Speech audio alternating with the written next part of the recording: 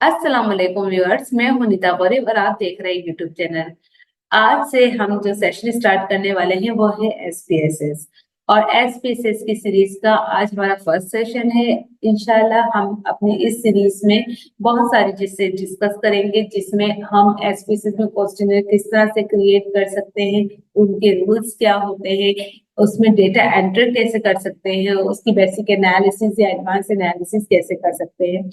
SPSS के different version है। मैं आज जो आपको लेक्चर दूंगी या सेशन करूंगी वो 26 वर्जन पे है। सारे वर्जन ऑलमोस्ट सिमिलर होते हैं, थोड़ा बहुत डिफरेंट होते हैं। कुछ में जैसे जैसे न्यू वर्जन आते जाते हैं उसमें कुछ फीचर्स ऐड होते जाते हैं। तो 26 भी में भी आप जो लर्न करेंगे आप 27 में भी अप्लाई कर सकते हैं, 26 में भी अप्लाई कर सकते हैं, 25 में भी अप्लाई कर सकते हैं।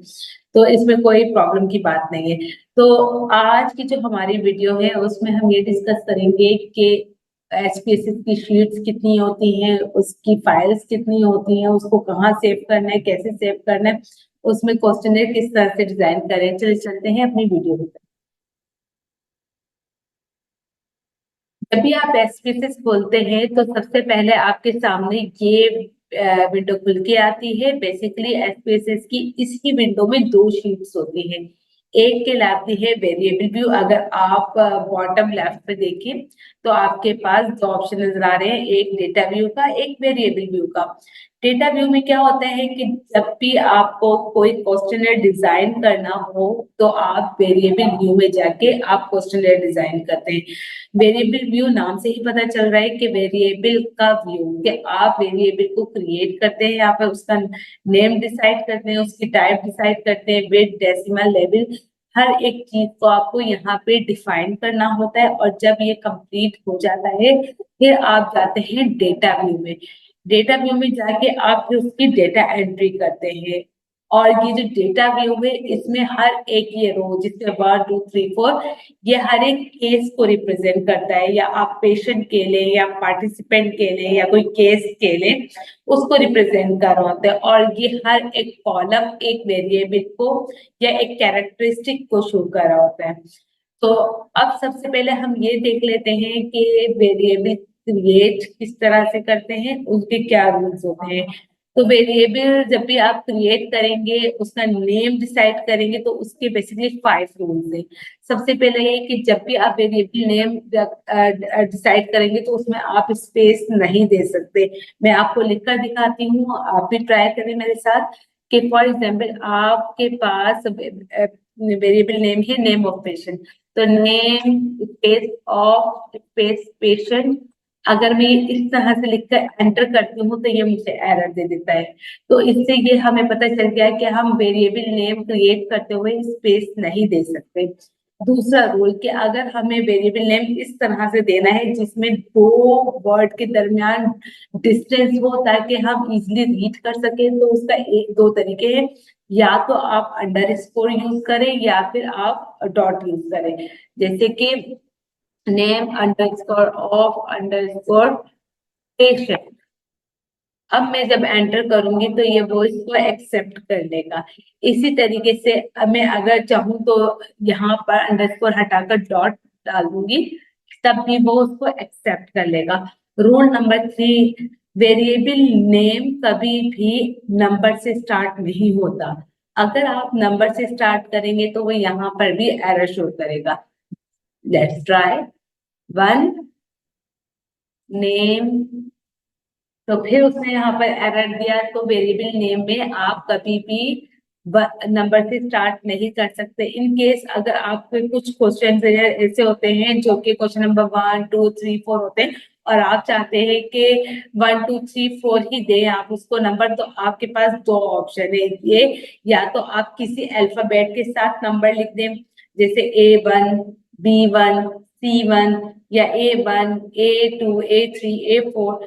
और या दूसरा तरीका ये है कि आप नंबर से पहले एट द रेट यूज करें।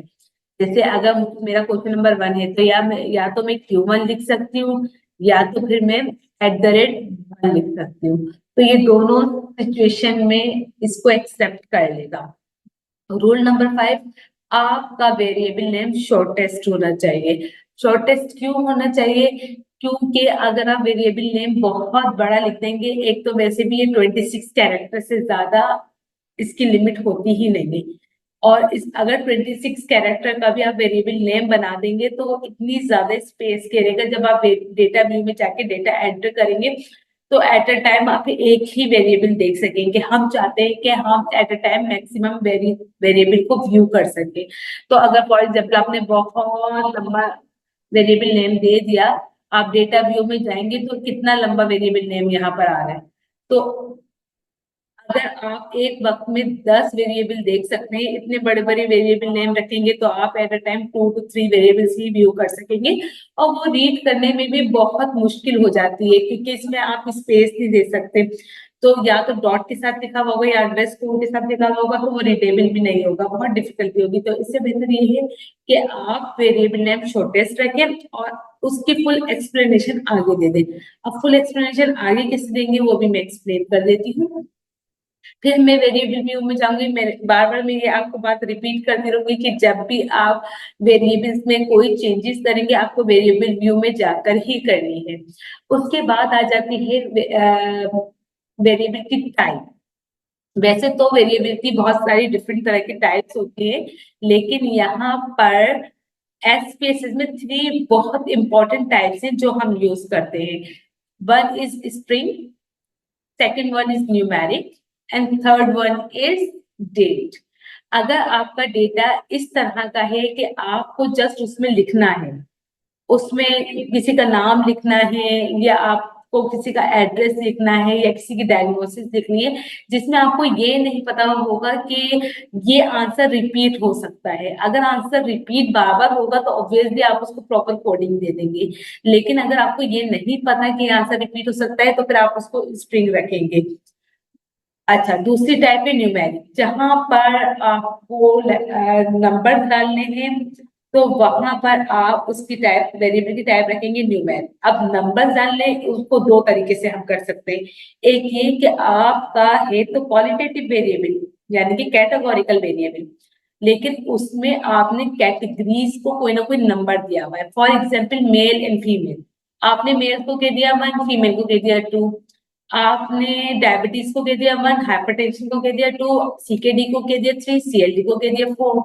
इस तरह की अगर आपने नंबर दिए में, तब भी आप टाइप उसकी न्यूमेरिक सिलेक्ट करेंगे और आगे डिफाइन कर देंगे। वो मैं बताऊंगी आगे आपको कि किस तरह से कैटेगरीज को डिफाइन करना है। इसके अलावा अगर आपके पास कोई ऐसा वेरिएबल है जैसे एज है, वेट है, हाइट है, बीएमआई है, एचबीएवनसी है, हीमोग्लोबिन है, इस तरह के जो वेरिएबल्स होते हैं उसके रिजल्ट्स आपको नंबर्स में ही डालने होते हैं, या तो डेसिमल में डालने होते हैं जैसे 12.5, 3.5। तो इन दोनों सिचुएशन में या फिर होल नंबर हो तब भी आप उसकी टाइप न्यूमेरिक ही सिलेक्ट करेंगे।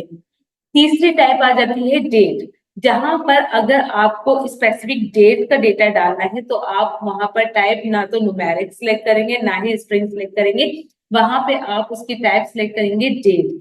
क्योंकि अगर आपको इन केस अपनी एनालिसिस में कोई ड्यूरेशन कैलकुलेट करना है या एडमिशन डेट और स्टार्ट डेट का ड्यूरेशन देखना है कि एक पेशेंट हॉस्पिटल में कितने दिन रहा, इस तरह की सिचुएशन में आप हमेशा डेट की टाइप यूज करते हैं और अपने वेरिएबल में डेटा डेट के फॉर्म में डालते हैं। ये 3 इंपॉर्टेंट टाइप्स थी। अब फॉर एग्जांपल अगर मेरे पास जेंडर का वेरिएबल है तो मैं जेंडर लिखूंगी, ठीक है। उसमें मैं टाइप कैसे लिख करूंगी, अगर मैं लिखती हूँ मेल फीमेल खुद से लिखूंगी तो मैं उसकी टाइप स्ट्रिंग यूज करूंगी, लेकिन मैं मुझे यहाँ पे स्ट्रिंग यूज नहीं करनी है, मुझे टाइप न्यूमेरिक यूज करनी है। क्योंकि हमेशा याद रखिएगा एनालिसिस नंबर्स पे होती है, अल्फाबेट्स पे नहीं होती। तो अगर आप अल्फाबेट्स पे डेटा डाल देते हैं खुद से लिखते हैं तो उसके बाद आपको प्रॉब्लम ये होती है कि एनालिसिस के लिए आपको दोबारा से जाके रिकोडिंग करनी पड़ती है। तो बेहतर यही है कि eight the time of data entry आप जब वेरिएबल क्रिएट कर रहे होंगे, क्वेश्चन डिजाइन कर रहे होंगे, तब ही आप उसकी टाइप न्यूमेरिक रखें। और उसके बाद आप यहाँ पर वैल्यूज में जाके डिफाइन कर दे कि अगर मेल होगा तो मैं उसको हमेशा 1 कोड करूंगी, अगर फीमेल होगी तो उसको मैं हमेशा 2 कोड करूंगी। आप फीमेल को 1 भी दे सकते हैं, मेल को 2 भी दे सकते हैं, उससे कोई फर्क नहीं पड़ेगा। फॉर एग्जाम्पल मैं यहाँ पे लिख रही हूँ मेल और मैंने 2 को लिख दिया फीमेल, ठीक है। यहाँ पर मैंने ये दोनों कोडिंग दे दी है। अब मैं अगर डेटा एंटर करना चाहूंगी, मैं जाऊंगी डेटा व्यू में। डेटा व्यू में जाने के बाद मैंने यहाँ पे लिख दिया 1। मैंने लिखा था 1, लेकिन ऑटोमेटिक उसने उसको रीड कर लिया क्योंकि मैंने पीछे कोडिंग दी हुई थी मेल को 1। उसने यहाँ पे रीड करके खुद ही करेक्ट कर दिया कि ये मेल है। मैंने अगर 2 लिखा तो वो खुद ही फीमेल कर देगा। इसी तरीके से 1 2 1 2। अच्छा, इसका फायदा हमें ये भी होता है कि अगर मैं खुद से एज अ स्ट्रिंग इसको मेल और फीमेल लिखती तो उससे मुझे प्रॉब्लम क्या होती कि एसपीएस इसमें अगर मेल कैपिटल लेटर में लिखा हुआ है तो वो उसको एक अलग कैटेगरी कंसीडर करेगा। अगर फीमेल कैपिटल लेटर में लिखी हुई उसको एक अलग कैटेगरी, अगर स्मॉल लेटर में लिखी हुई उसको एक अलग कैटेगरी, अगर ई आखिर में नहीं लिखा तो उसको एक अलग कैटेगरी। इस तरह से वो डिफरेंट टाइप्स के जो राइटिंग होती है उसको डिफरेंट कंसीडर करेगा और हर एक जो जरा सा भी वेरी कर रहा होगा दूसरे से तो वो उसको एक अलग कैटेगरी कंसीडर करके एक आपके पास लिस्ट ऑफ कैटेगरीज बना देगा जो कि हमारे लिए इम्पोर्टेंट नहीं है। क्योंकि यहाँ पर मेल का मतलब मेल ही है, चाहे स्मॉल लेटर में लिखा हुआ कैपिटल लेटर में लिखा हुआ, लेकिन सॉफ्टवेयर ये रीड नहीं करता। उसका आसान तरीका यही है कि आपने वैल्यूज में, मैं वेरिएबल व्यू में जाती हूँ, वेरिएबल व्यू में जाके वैल्यूज में जाके यहाँ पर उसको डिफाइन कर देना है कि 1 का मतलब मेल और 2 का मतलब फीमेल। उसके बाद आपके पास आ जाता है, यहाँ पर ये मैंने एक्सप्लेन नहीं किया था क्योंकि मैंने न्यूमेरिक के बाद फॉरेन वैल्यूज पे आ गए थे। आप लोग को एक्सप्लेन करना था कि अगर आप जेंडर का वेरिएबल बनाएंगे तो उसकी वैल्यूज किस तरह से क्रिएट करेंगे। यहाँ पर आ जाती है विड्थ। विड्थ का मतलब है कि आप कितना मार्जिन रखते हैं अल्फाबेट लिखने का। अगर आप 8 रखते हैं इसका मतलब आप जब डेटा एंटर करेंगे उसमें सिर्फ 8 कैरेक्टर लिख सकते हैं इंक्लूडिंग स्पेस। तो आप यहाँ पर मैक्सिमम अपने लिमिट लिख रख सकते हैं, जितने भी यहाँ ड्रॉप डाउन से बढ़ा सकते हैं, कम कर सकते हैं। और ये डेसिमल है। डेसिमल ऑब्वियसली हमेशा क्वांटिटेटिव वेरिएबल में आता है, कैटेगरीज में नहीं आता। मेल और फीमेल यकीनन 1 और 2 होंगे, 1.5 कुछ नहीं होगा, तो इसीलिए मुझे यहाँ पर डेसिमल नहीं चाहिए। मैं इसको 0 कर दूंगी, ये ड्रॉप डाउन से इसको 0 कर दूंगी, ठीक है। और ये जो मेरी न्यूमेरिक टाइप थी, ये जब भी आप वेरिएबल क्रिएट करते हैं by default numeric he create होकर आता है। लेकिन अगर उसकी आपको टाइप चेंज करनी है तो फिर आप वो कैसे करेंगे, यहाँ पर न्यूमेरिक जहाँ लिखा हुआ है इस पे क्लिक करेंगे, लेफ्ट क्लिक, तो आपके पास ये खुल जाएगा। लेफ्ट क्लिक करने में ये खुलेगा। उसके बाद अगर आपको न्यूमेरिक टाइप नहीं चाहिए, स्ट्रिंग चाहिए या डेट चाहिए या डॉलर के साइन चाहिए या कुछ और चाहिए, तो आप यहाँ से सिलेक्ट कर सकते हैं। लेकिन क्योंकि मुझे न्यूमेरिक टाइप ही चाहिए तो मैं इसको चेंज नहीं कर रही। हाँ, अभी मैं जब एड्रेस का वेरिएबल बनाऊंगी जिसमें मुझे एड्रेस डालना होगा तो ऑब्वियसली मुझे उसके लिए स्ट्रिंग टाइप चाहिए तो मैं यहाँ से चेंज करूंगी। अगर मैं डेट का वेरिएबल बनाऊंगी तो उसके लिए मुझे डेट टाइप चाहिए, मैं यहीं से चेंज करूंगी। जैसे ऊपर मैंने वेरिएबल नेम में नेम ऑफ पेशेंट बनाया था, इसमें मैं न्यूमेरिक में डेटा नहीं डाल सकती, मैं नंबर्स में नहीं डाल सकती और बेसिकली किसी का नाम होगा यहाँ पर। तो यहाँ पे मैं न्यूमेरिक पे लेफ्ट क्लिक करूंगी और यहाँ पर मेरे पास डायलॉग बॉक्स खुलेगा जिसमें से मैं इसकी टाइप स्ट्रिंग सेलेक्ट करूंगी और यहाँ पर मैक्सिमम लिमिट 50 रख देती हूँ क्योंकि कुछ लोगों के नाम लंबे होते हैं, कुछ लोगों के नाम छोटे होते हैं। जब हम डेटा एंटर करेंगे तो हमारे लिए वरना प्रॉब्लम हो जाएगी अगर हमने लिमिट कम रखी तो नाम पूरा नहीं आएगा। इसलिए मैंने उसकी 100 भी रख सकती हूँ, मुझे कोई प्रॉब्लम नहीं है, ना ही ये जगह घेरेगा मसीह, ठीक है। उसके बाद हमने डिस्कस कर लिया वेरिएबल नेम, हमने टाइप डिस्कस कर ली, हमने बिट डिस्कस कर लिया, डेसिमल डिस्कस कर ली। फिर बता रही हूँ डेसिमल हमेशा तब यूज होगा जब आपका वेरिएबल क्वांटिटेटिव होगा। एक और इम्पोर्टेंट चीज हमेशा याद रखना है कि डेसिमल हमेशा बिट से छोटा होगा। कभी भी ऐसा नहीं हो सकता कि आपने 17 उसकी बिट रखी है और आपने 18 डेसिमल रख दिया, एरर दे दिया उसने। डेसिमल हमेशा बिट से छोटा होगा। इसके बाद आ जाती है मिसिंग। मिसिंग क्या है? जब भी आपने अगर कभी क्वेश्चन डिजाइन किया है तो उसमें जब रिस्पॉन्सेज के हम कैटेगरीज डालते हैं तो कभी कभी हम उसमें डाल देते हैं कि उसे इनकार कर दिया जवाब देने से, या रिफ्यूज कर दिया, या पता नहीं कहा, या मिसिंग डेटा है। इस तरह की सिचुएशन में हम पहले से ही डिफाइन कर देते हैं कि अगर डेटा कहीं मिसिंग होगा या रिफ्यूजल होगा तो हम उसको एक स्पेसिफिक कोड दे देंगे और उस स्पेसिफिक कोड को यहाँ पर हम मिसिंग में डाल देंगे। यहाँ पे मैं मिसिंग में डाल देती हूँ फॉर एग्जाम्पल, और ये कोड हमेशा अनयूजुअल होगा। वो कोड होगा जो कि रूटीन में आपके डेटा में नहीं आए। अगर एज का वेरिएबल है तो मैं ये कोशिश करूंगी कि 1 से लेकर 100 तक वो कोई नंबर नहीं है, वो 999 888 66 इस 666 इस तरह का कोई नंबर हो। और मैं यहाँ पर अगर 999 डाल रही हूँ, इट दैट मीन्स, और मैंने ये डिफाइन कर दिया अपने नोटबुक में या कहीं पे भी, अगर 999 होगा दैट मीन्स कि डेटा मिसिंग है, या फिर किसी ने रिफ्यूज कर दिया आंसर देने से, या वॉट एवर। बट प्रॉब्लम क्या होगी, आपने ये डेटा एंट्री करते हुए अगर मिसिंग कर दिया, खाली छोड़ दिया, और बाकी में आपके पास हार्ड कॉपी में डेटा नहीं था, तो जो एनालिसिस कर रहा होगा वो चीज कंफ्यूज हो जाएगा कि क्या जिसने डेटा एंट्री की वो गलती से उससे मिस हुआ है, या एक्चुअल में डेटा था ही नहीं।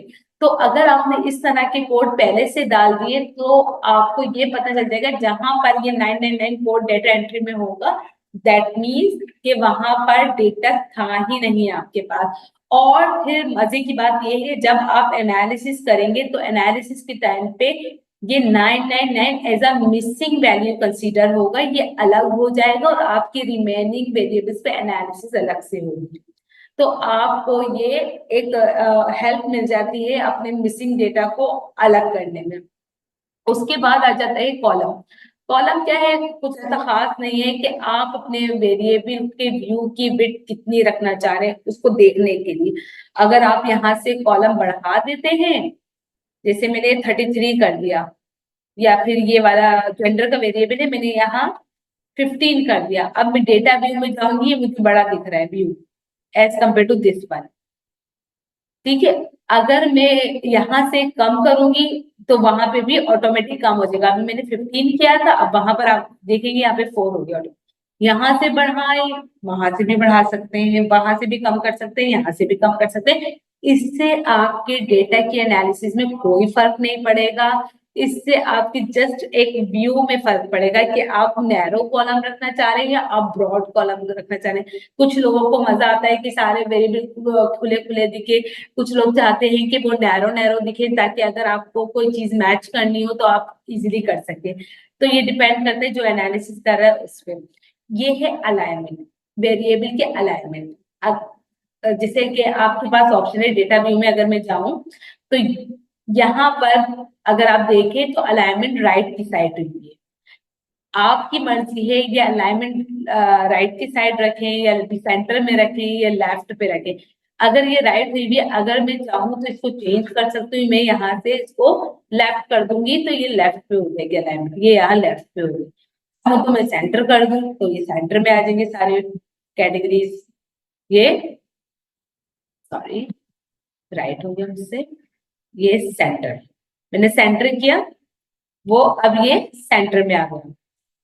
इससे भी एनालिसिस में कोई फर्क नहीं पड़ता, ये जस्ट एक लेआउट है। अब आ जाते हैं मेजर्स, ये इंपॉर्टेंट है। मेजर्स का मतलब ये है जो आपके वेरिएबल की टाइप एक्चुअल में है, आप उसको वही टाइप रखें, क्योंकि at the time of analysis, statistical analysis, test लगाते हुए इन वेरिएबल की टाइप्स पे आपकी एनालिसिस होती है। अगर आपका कैटेगोरिकल वेरिएबल है या क्वालिटेटिव वेरिएबल है तो आप उसकी टाइप या तो नॉमिनल रखेंगे या तो ऑर्डिनल रखेंगे। अगर आपका वेरिएबल क्वांटिटेटिव है तो आप उसकी टाइप स्केल रखेंगे। अगर आपका डेट वेरिएबल डेट है तो जो आपकी उसकी टाइप बाय डिफॉल्ट आ रही है या अननोन आ रही है आप वो रख दें, क्योंकि यहाँ पर सिर्फ 3 ही ऑप्शन है वेरिएबल की मेजर्स सिलेक्ट करने के। अगर मेरा एज का वेरिएबल है तो मुझे उसकी टाइप स्केल रखनी है क्योंकि मेरे पास डेटा नंबर्स में आएगा। अगर मेरे पास जेंडर का वेरिएबल है, क्योंकि जेंडर में जेंडर का वेरिएबल है तो कैटेगोरिकल या क्वालिटेटिव, लेकिन वो नॉमिनल है। फॉर एग्जाम्पल कैटेगोरिकल में भी फर्दर दो टाइप्स होती है, एक होती है नॉमिनल, एक होती है ऑर्डिनल। नॉमिनल मतलब वो जिसमें कोई नेचुरल ऑर्डरिंग नहीं हो, जैसे डिजीज की टाइप्स, डायबिटीज है, hypertension, CKD, CLD, gender male female, और कुछ भी, हेयर कलर, उसमें भी नॉमिनल टाइप है। लेकिन अगर आपके पास कोई वेरिएबल इस तरह का है जिसमें नेचुरल ऑर्डरिंग होनी चाहिए, for example stages of cancer, अब स्टेज 1 के बाद स्टेज 2 आता है, 3 आता है, फिर 4 होता है। ऐसा नहीं होता 4 के बाद 1 आ जाए, फिर 2 आ जाए, फिर 0 आ जाए, इस तरह से नहीं। इसी तरीके से डिग्री की बात करें, मैट्रिक के बाद इंटरमीडिएट आती है, और उसके बाद ग्रेजुएशन होती है, फिर मास्टर होता है। हम ये नेचुरल ऑर्डरिंग आगे पीछे नहीं कर सकते। इस तरह के जो वेरिएबल है उसमें हम कैटेगोरिकल वेरिएबल के साथ साथ उसकी टाइप क्या सिलेक्ट करते हैं, ऑर्डिनल। तो यहाँ पर जेंडर का जो वेरिएबल है वो नॉमिनल है, तो हम नॉमिनल सिलेक्ट करेंगे। अगर हमारे पास एज ग्रुपिंग हुई है 18 से लेकर 30 तक, 31 से लेकर 50 तक, मोर देन 50, तो यहाँ पर भी ऑर्डिनल डेटा है हमारे पास, है तो कैटेगरीज, लेकिन ऑर्डिनल, तो यहाँ पर हम टाइप सिलेक्ट करेंगे ऑर्डिनल की, क्योंकि इससे आपके एनालिसिस में फर्क पड़ता है। जब ये वेरिएबल्स क्रिएट हो जाएंगे तो उसके बाद आप इसमें डेटा एंटर कैसे करेंगे। सिंपल, ये वेरिएबल क्रिएट हो गए, अब इसके बाद आप लिखना शुरू करें, मेरा नाम निदा है, किसी का नाम सना है, किसी का नाम सला है। इस तरह से आप डेटा एंटर करते जाएं, उसकी रेलिवेंट, उसकी एज अगर जो लिखी हुई है वो 12 है तो 12 लिख दें, है उसका जो एड्रेस है, उसका जो जेंडर है। आपके पास हार्ड कॉपी में अगर डेटा है तो आप इस तरह से डेटा एंटर कर सकते हैं। डेटा एंटर के और भी दूसरे सॉफ्टवेयर या टूल मौजूद है, लेकिन क्योंकि हमारा जो सीरीज है ये एसपीएसएस की है, तो मैं एसपीएसएस पे ये क्वेश्चन डिजाइन करने का और वेरिएबल क्रिएट करने का मकसद ही ये है कि इन केस अगर आप जब एनालिसिस कर रहे होते हैं तो एनालिसिस में भी आपको बहुत दफा वेरिएबल क्रिएट करने पड़ते हैं। तो अगर आपको ये नहीं पता होगा कि उनके रूल क्या है तो फिर आपके लिए प्रॉब्लम होगी। हम आगे की अपनी वीडियोस में बहुत सारे टिप्स सीखेंगे कि अक्सर ये होता है कि जब आपने यहाँ पे वेरिएबल क्रिएट किया हुआ था, लेकिन अंदर जाके जब आप एनालिसिस कर रहे होते हैं कमांड में जाके वो वेरिएबल व्यू नहीं हो रहे होते, उसकी क्या वजूहत है। और एक्सेल की फाइल अगर आपके पास मिली है, आपके पास ऑलरेडी डेटा एक्सेल फॉर्म में है, तो आप एसपीएस में उसको किस तरह से ओपन करेंगे, उसके एनालिसिस किस तरह से करेंगे, उसकी क्लीनिंग किस तरह से करेंगे, डुप्लीकेट किस तरह से फाउंड आउट करेंगे, ये सब इंशाल्लाह हम अपने नेक्स्ट वीडियो में देखेंगे। जब तक कि आप अपना ख्याल रखिएगा। अगर वीडियो समझ आई और अच्छी लगी तो सब्सक्राइब कीजिएगा, और मिलते हैं हम अपनी वीडियो अगली वीडियो में। अल्लाह हाफिज।